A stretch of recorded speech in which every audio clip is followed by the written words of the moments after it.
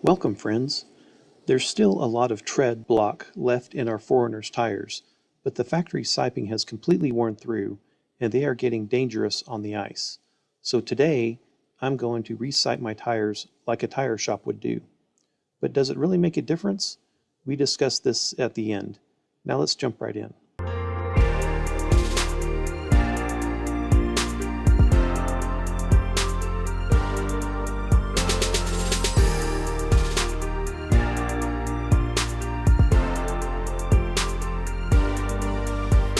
Okay, I'm super excited about this. I've got a set of Kenda cleaver or clevers or cleavers, I don't know what they are, on my Forerunner, on my wife's Forerunner, and the siping on them isn't real great. So, and the roads are slick right now. It was minus 18. We've had a few snowfalls, of course. We actually spun around on our dirt drive. I don't know what happened, but I ended up pointing the other direction. Literally, I was going forward, and then in a couple seconds we were pointing the other direction and stopped. And I was like, "What the heck just happened?" So, a lot of people say siping helps. Some people say it doesn't. I don't know what the deal is. I know in my mind it makes sense, so that's what we're going to try out. This little Speedway kit's from Amazon. Of course, you can order it from Speedway as well, and it's got a bunch of little different cutters. And sweet, there's some size 4s and 8s. There's the cutter head, and there's the tool. Okay, the key I think to this, I've heard, is to just give it time to warm up. 15 minutes minimum. It's pretty cold in the shop here. It's 55 degrees probably. So I'm going to bring the Forerunner in tonight and let it sit in the shop because it'll be about 55 overnight. So it's not, minus 20 outside, sitting outside. So I'll let it sit in the shop overnight. Hopefully that'll warm the tires up, and then we'll give this plenty of time to warm up. Then we'll put some blades on upside down so the legs stick down, and then we'll try some siping, see how that goes. Okay, so I'm not exactly sure what the differences are here, but there's a couple of differences. That's a pretty wide one compared to that one. So we'll have to decide which one works better for us as far as siping goes. You can see the razor edge on it. You can feel it right there. Definitely wider. Okay, so there's the 4 and there's the 8.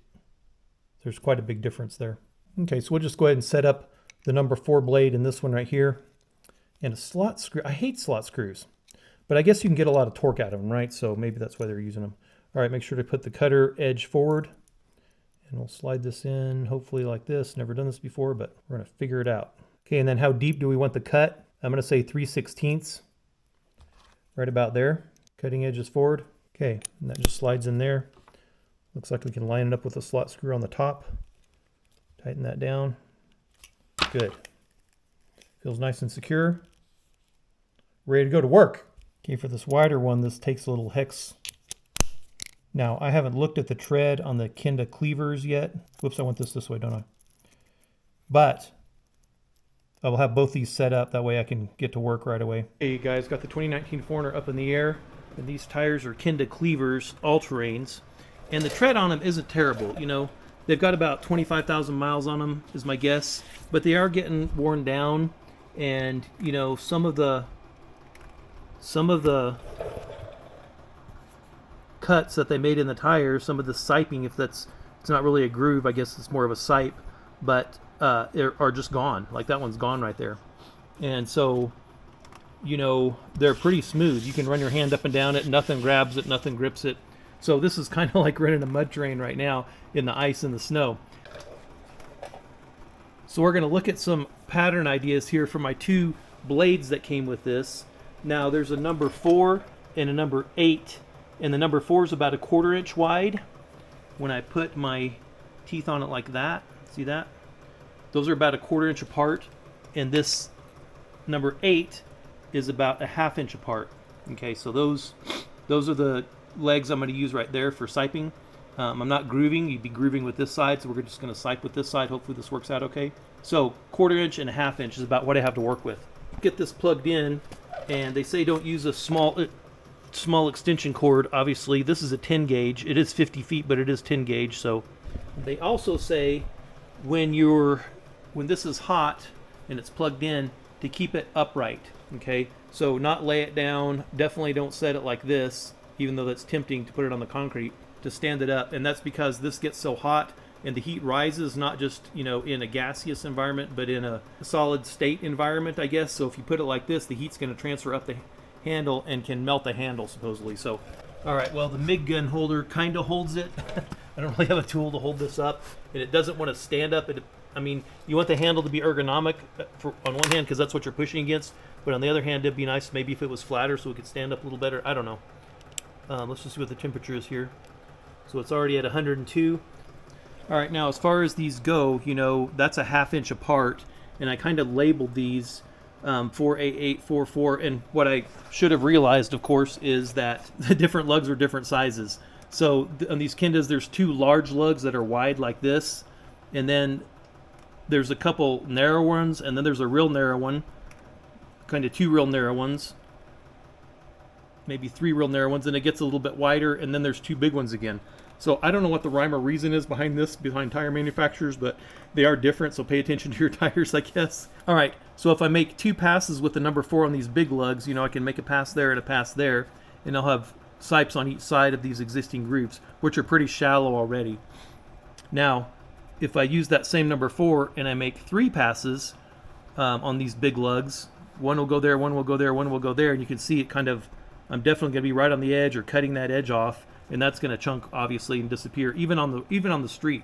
Now we take this off road, but we're not like 4-wheeling with this. You know, we'll take it down dirt roads or muddy roads, and we live on a muddy and dirt and rocky road, but so that'll chunk definitely. And then let's look down here at number 4 on the smaller lug, and it's just hard to know because they're so narrow and it's 1/4 inch wide.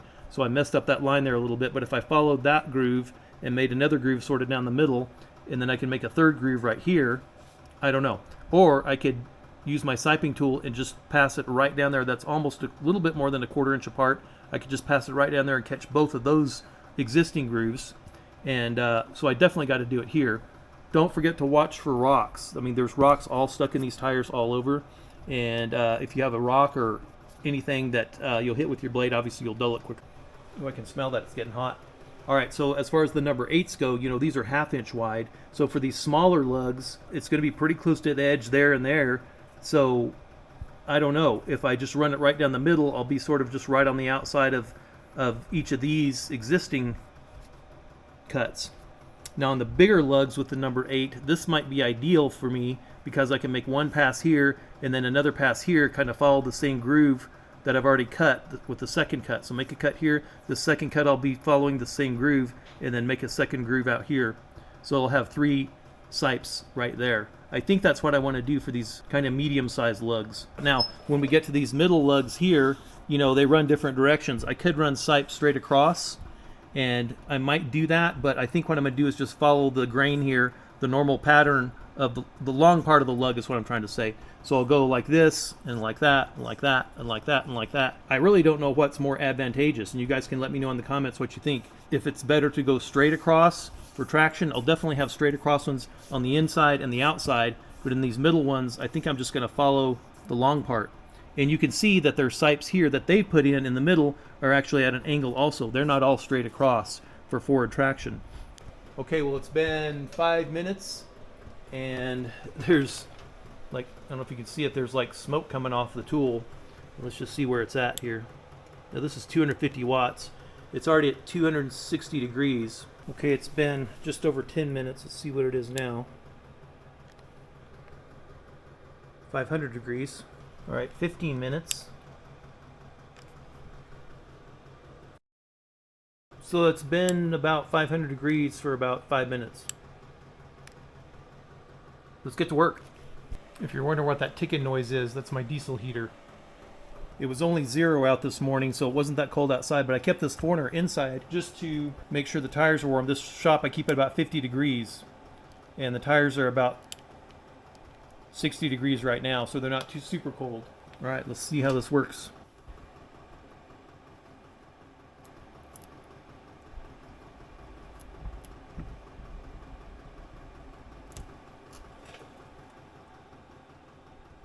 Okay, that was pretty easy. Just a million more to go, right?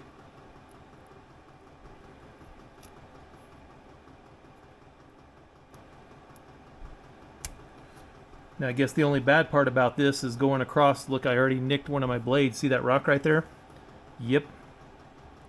Gonna happen. Okay, I better mark where I started. So I'm gonna remember that was my mark. That's where I started. Hit another rock.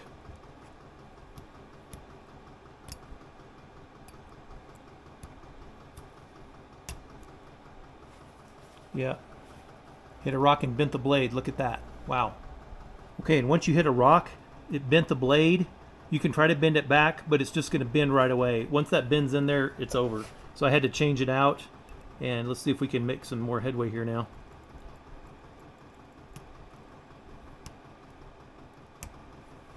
Okay, that was good. No rocks. Rock picker.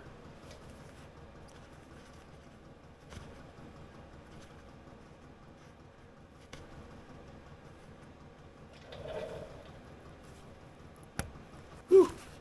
That was in there. But look at that sight. So I cut right up to the rock. Now I've already figured out that trying to use my arm and push it like this is just taking... I'm not a big, strong guy, but I'm just trying to lock my shoulder, keep my arm in line, and this tool all in line with my arm and my shoulder, and then just kind of lean forward and put my body weight into it, and that seems to work really well. Okay, I've kind of settled on my right hand holding this tool, my left hand holding this tool. Though I can just grab the rocks, pop them out.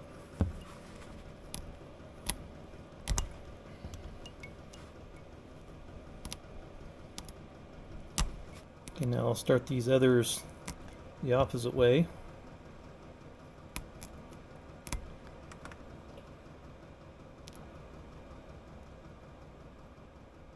Okay guys, anything that even looks remotely like a rock, just stick your pick in there and run it down it, you know? And if you hear a click or a pop, that's a piece of rock. Also, see that little, see how it's kind of wide right there? That means something was jammed in there. That means there's probably still a rock in there. Well, that's one I already dug out, but that's an example. There's a rock right there.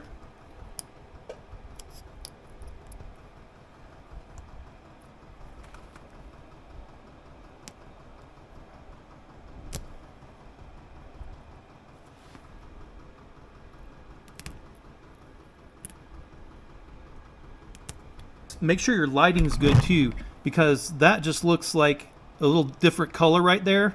And let's see if it's, yeah, that's a rock. Just look like a little bit different color down inside there, like a little bit of tan color, but it was definitely a rock way down inside there.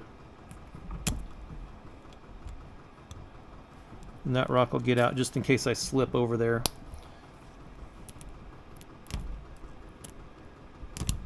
And I might be able, like if there's a rock in that corner and I'm going down the middle, I might try to cheat and go by it, but I might not get away with it.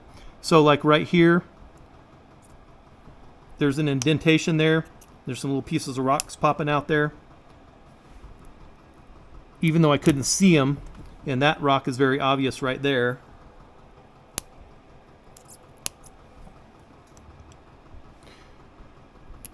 Now I heard somebody say that these sipes will actually trap sand.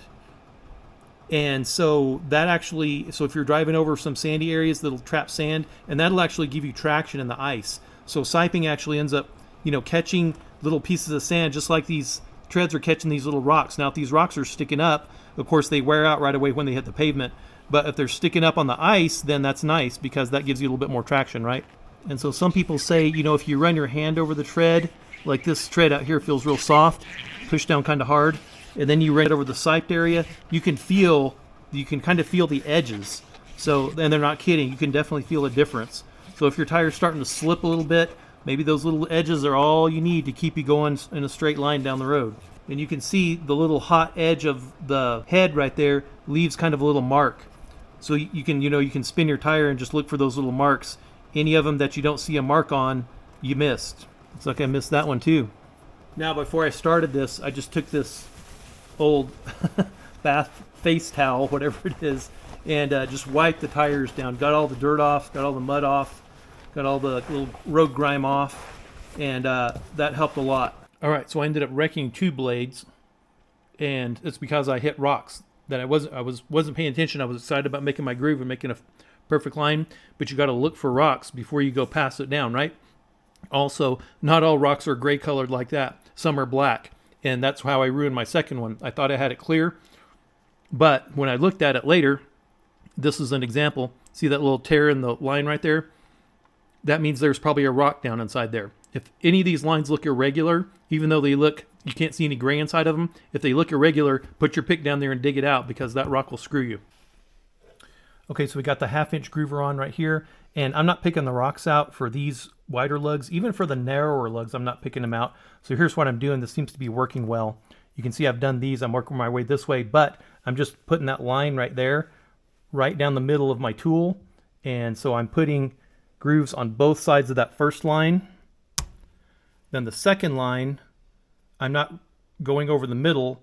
I'm just making one pass with one tooth right there. So one of my teeth is actually hanging over here, one of my blades. So I'm just using this edge of the head as my guide. And so that's only one cut right there. The other blade held out over, or hung out over there. But I'm not picking the rocks out because I'm able to go around the rocks, and so that's nice. That's really sped some things up here.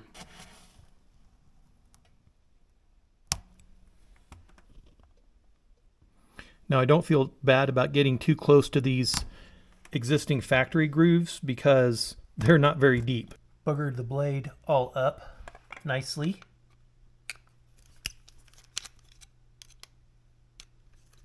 So when I boogered this one side, I just bent it up out of the way and just used a single blade. It was a little bit slower because I was only making one cut at a time, but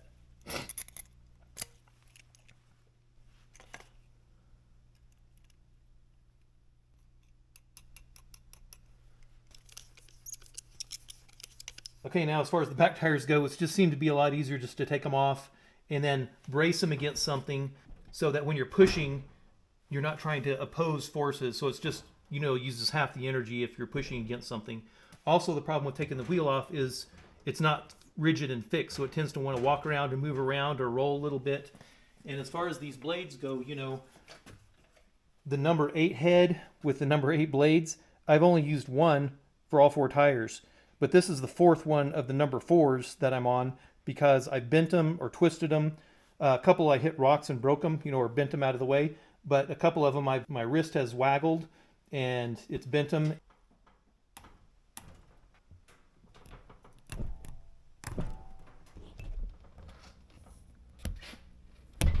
Another thing, I think these number 4 blades are a little thinner and not as wide as the number 8s.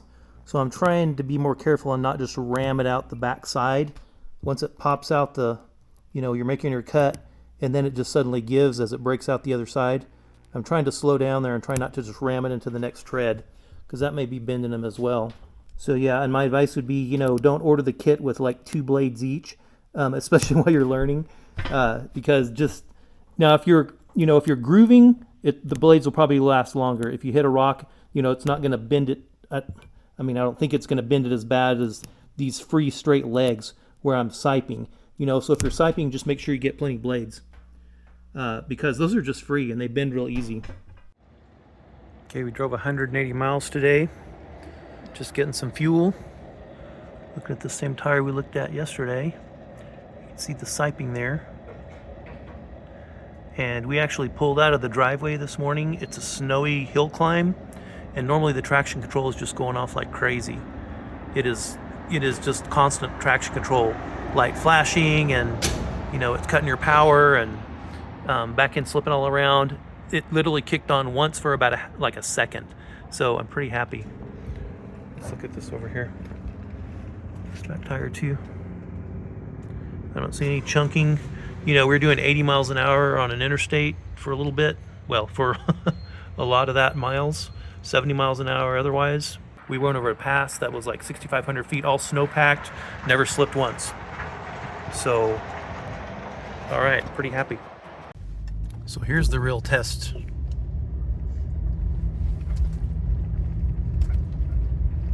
Climbing this hill. This is like, we're in 2-wheel drive. This will kick off the traction control, or kick on the traction control on this hill right here.